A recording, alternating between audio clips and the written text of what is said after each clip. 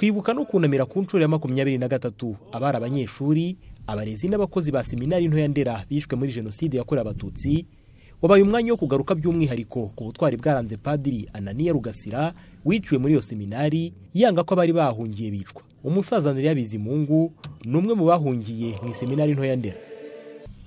Anania yari umusore Pepe yari umwana w'umusore yakiri umwana. Ariko agaragaje ubutwari bukomeye. Ariko mbere yo kumwica babaje kumubwira ngo kingura izi nzu zari zikinze ariko harimo abantu.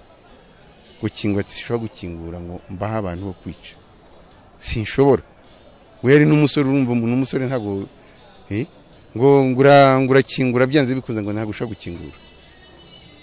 Iki kigo ni icyacu nta n'uburenganzira mufite bwo kukivogera kuza kucicaramwe abantu.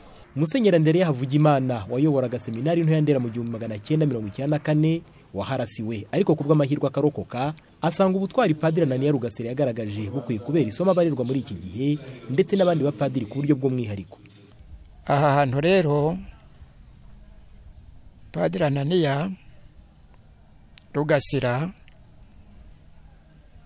twarahabanye, ntabwo rero yatinye guhangana n'abashakaga kuvutsa abandi ubuzima, ahubwo yahisemo guhara ubwe mbere yabo, kuko mbere y'abandi bose bapfuye niwe wabanje gupfa. Numva rero ubutumwa rwose nifuzaga gushyikiriza bari muri uru rugo ari ubwo ngubwo, kubona umuntu ukamubonamo Yezu Kristo, ukamubonamo Imana yamuguhaye, ukamubonamo umuvandimwe, ntumubonemo umwanzi. Abanyeshuri barerwa mu seminari nto ya Ndera bagaragaje ko ubutumwa bahabwa mu gihe cyo kwibuka butuma barushaho gusobanukirwa amateka ya jenoside yakorewe abatutsi, bityo bikabatera imbaraga zo gukora cyane kugira ngo amateka mabi u Rwanda rwanyuzemo atazasubira.